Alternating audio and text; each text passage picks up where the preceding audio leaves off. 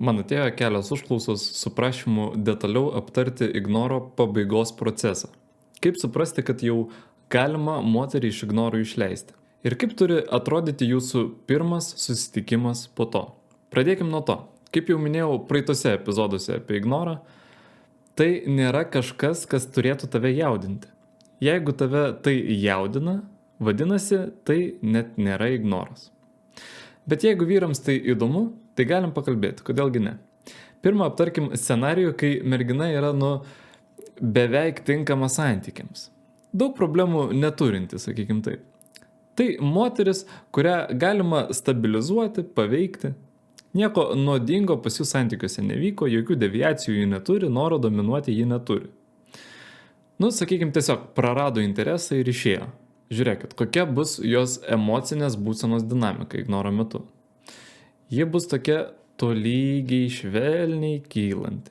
Ekrane matote, kaip tai maždaug atrodo. Čia matosi, kur ignoras prasideda ir kaip moters emocija, ilgesys tau pradeda reikštis ir prieš pabaigą jis yra, kaip matot, aukščiausiai savo stadijai. Dabar čia mums svarbu suprasti, kaip moteris elgiasi prieš ignoro pabaigą. Kada jį tau rašo ten, myliu, pasiilgau, galbūt parašys atleisk. Dabar čia mums svarbu suprasti, kaip moteris elgiasi prieš ignoro pabaigą. Kada jį tau ten rašo, myliu, pasiilgau, galbūt parašys atleisk. Ir mums čia reikia išsiaiškinti, ar jau laikas merginai iš ignoro išleisti, ar galbūt verta palaukti dar vienos bangos ir apsidrausti. Viskas. Iš tiesų, su tokiom moterim tu neapsiriksi, jeigu vieną kartą jo žodžius apie meilę, kažkokius jausmus tau, ilgesį, tu praignoruosi. Tu niekaip jai čia neatsakysi. Tu tiesiog lauki kitos bangos, kitų jos žinučių, skambučių ir panašiai. Nesvarbu, ar tai bus rytoj, ar už savaitės, ar mėnesio, 2, nesvarbu. Tiesiog lauki kitos bangos ir tai jau bus tikras jos išėjimas iš ignoro. O va dabar jau išnagrinėsim moterų elgesį ignore, kurios yra emociškai nestabilios. Faktiškai, jų amplitudė gali būti absoliučiai chaotiška. Suprantate, ne? Tai, ką aš nupiešiau ekrane, tai nėra kažkokia hiperbolizacija. Ir suprasti prie tokios schemos, kada jau laikas moterį iš ignoro išleisti, atvirai kalbant. Aš negaliu čia duoti kažkokių patarimų, kurie jums bus ten garantuoti ir kuriais reiktų pasikliauti. To tiesiog neįmanoma padaryti. Todėl, kad pradžiai ji gali tavęs nekęsti. Nekenčiu, tu man gyvenimą sugrovei, tu ne vyras. Toliau jau ji tavęs pasiilgsta. Paskui atsisiunčia Tinderį. Toliau jau rašo tau, kad mums reikia staigiai susitikti. Ir taip toliau. Suprantate, ne? Tokia moteris, ji neįgali apskritai duoti nuoširdžios reakcijos. Ir juo labiau mylėti. Nors su tokiom kažkas net sugeba po kelis metus santykiuose prabūti, susitikinėti. Mane tai, žinoma, labai stebina. Žiūrėkit, kokį patarimą aš galiu jums duoti, kuris aktualus tokiom moterim. Čia mes turim turėti omeny vos vieną komponentą. Ji nieko nesupras iš esmės. Čia yra tik jos kančių kiekio klausimas. Jeigu kalbėt grinai iš mechanikos pusės, ten kaip veikia ignoras, viskas gali prieiti prie to, jeigu ji ilgai randasi tam ignoro efekte, pastovus emocijų pikai, nuosmukiai ir panašiai. Ir net, sakykim, prieš ignoro pabaigą ji rašo tau, kad tavęs nekenčia. Tu jai gali pasakyti, nesipūsk, viskas gerai, tu geriau atvažiuok, mes pakalbėsim. Ji atvažiuoja pas tave, kupina gerų emocijų. Taip veikia ignoras. Tai nėra tai, ką aš rekomenduoju daryti. Aš jums tiesiog duodu supratimą. Todėl, kad emocijos jos kaupiasi. Su kiekviena ignoro diena jų atsiranda tik daugiau ir daugiau. Pikai didesni, nuosmukiai mažesni. Bet žinoma, taip išleisti jos iš ignoro neverta. Jeigu tau nuobodu ir tu neturi ką veikti, tai aišku daryk kaip galvoji. Bet taip visgi daryti nereikėtų. Su tokia moterim aš rekomenduoju gauti seriją pozityvių baksnojimų iš eilės. 2, 3. Jeigu gaunam baksnojimą su kažkokiu negatyvu, kažkokiom abejonėm, ar ji tau ten rašo, kad tai mano paskutinė žinutė tau, aš tau daugiau niekada neparašysiu ir taip toliau, anuliuojam. Viskas. Nesvarbu, kad ji vakar tau rašė, kad tave myli. Anuliuojam. Turi būti 2-3 ryškus pozityvūs bakstelėjimai apie meilę, jausmus, norą susitikti. Iš eilės. Ir sakydamas iš eilės, aš turiu omeny, kad tai įvyktų greitai. Sakykime, jeigu ji tau parašo pirmadienį, tai mes pirmadienio kaip tokio neskaitom. Antradienį parašys ar ne? Sakykime, ir antradienį irgi parašė. Okei, tai jau kita diena. Sakykime, 2 pliusiukas. Ir paskui ji tau dar penktadienį rašo. Gerai, čia jau tokia schema saugesnė. Galima iš ignoro išleisti. Jeigu pirmadienį rašo, kad myli, tada 3 mėnesius tyli ir sako, kad nori susitikti, pirmadienį mes jau anuliavom. Laukiam vėl tą pačią savaitę, parašys ar ne. Turi būti 2-3 pozityvūs baksnojimai vienas po kito, tą pačią savaitę. Maksimum kitą. Kokia yra svarbiausia vyrų klaida, išleidžiant moterį iš ignoro? Po pirmo pasimatymo santykių metu ar jau po santykių baigties? Viskas labai paprasta. Tu tiesiog turi užduoti savo vieną klausimą. O ko ji nori? Arba kodėl ji išėjo iš ignoro? Dėl ko? Dėl kokios priežasties? Ji išėjo iš ignoro tam, kad susigrąžintų tavo kontrolės jausmą. Jeigu tu įsakai, kad va, imk mane prašau atgal, aš visas tavo, tai savaime aišku, kad interesas tavim, jis momentaliai išgaruos. Kodėl vyro įsivaizdavimu moters jausmai yra statiški? Vat jeigu ji pasakė, kad myli, tai reiškia, yra matyt kažkoks laiko diapazonas, periodas, kur jau, tai yra šventa. Tebūnie taip ir būna, ar ne? Juk pasakė. Nebūna. Juo labiau, jeigu mes kalbam apie moterį probleminę. Taigi, kodėl aš rekomenduoju pirmą susitikimą po ignoro įgyvendinti tavo namuose? Todėl, kad moteris gali siekti peržaisti šitą situaciją. Aš įprastai tai vadinu rolių apsikeitimas. Ypatingai, jeigu tu ją išleidai šiek tiek per anksti.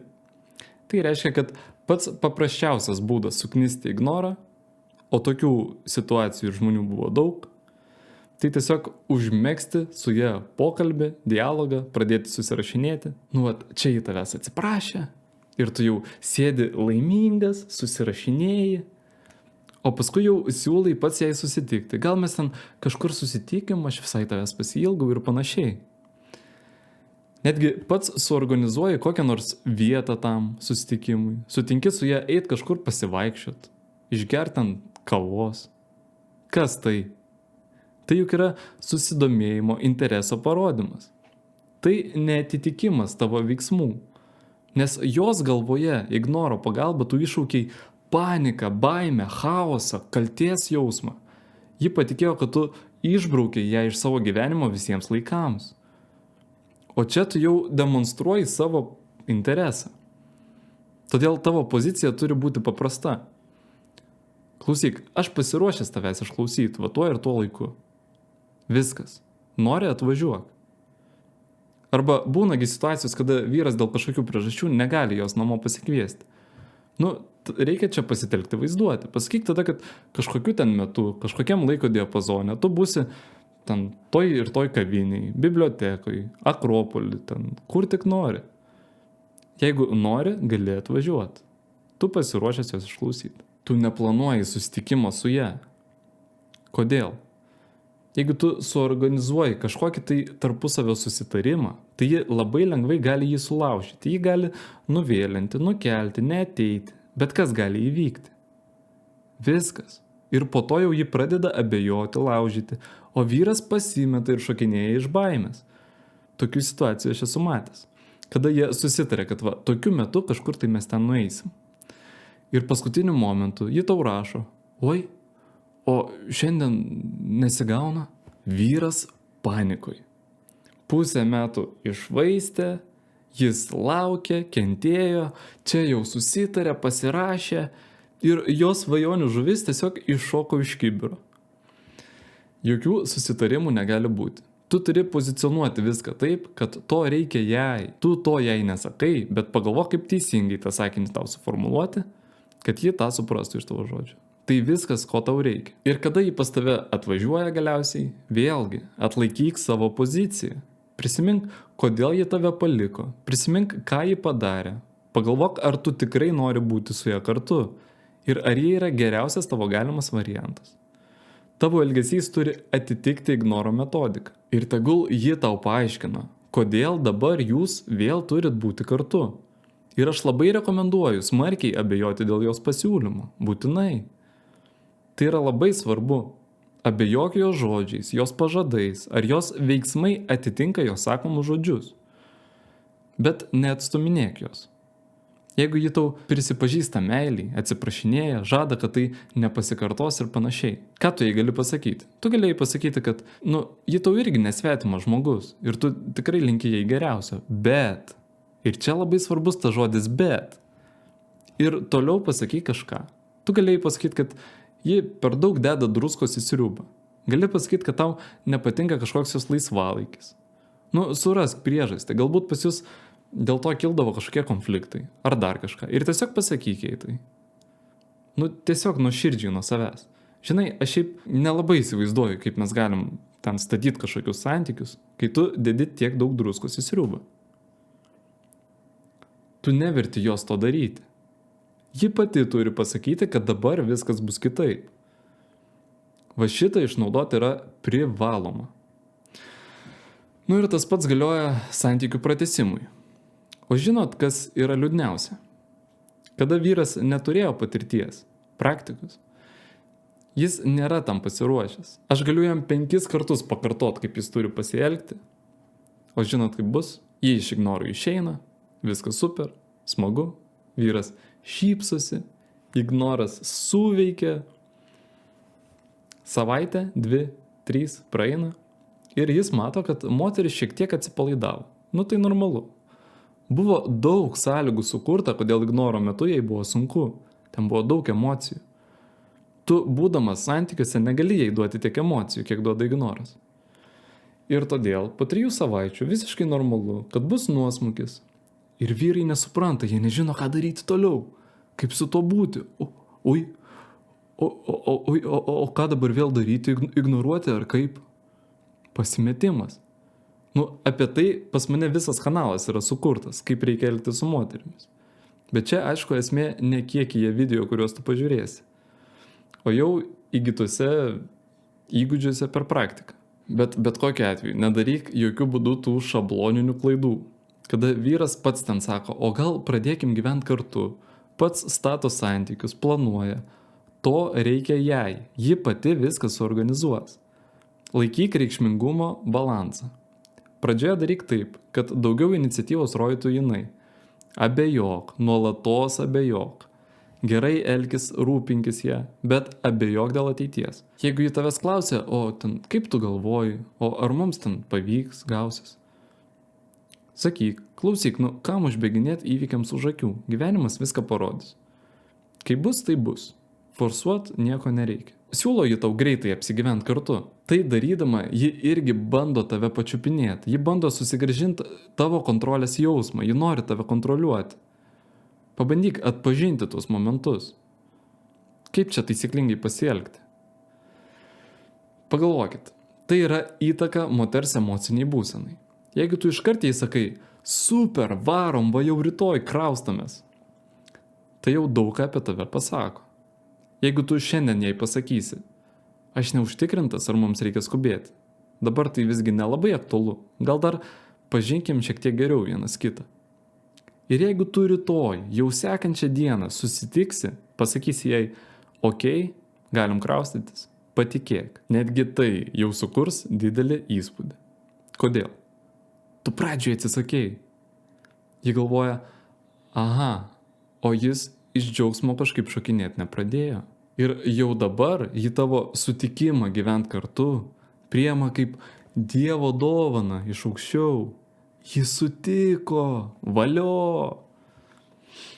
Va, tokie niuansai viską ir apsprendžia. O jeigu tu iškart pasirašai, tai tokia, aišku. Todėl tavo žodžiai ir veiksmai turi atitikti tavo poziciją. Ačiū, kad žiūrėjot.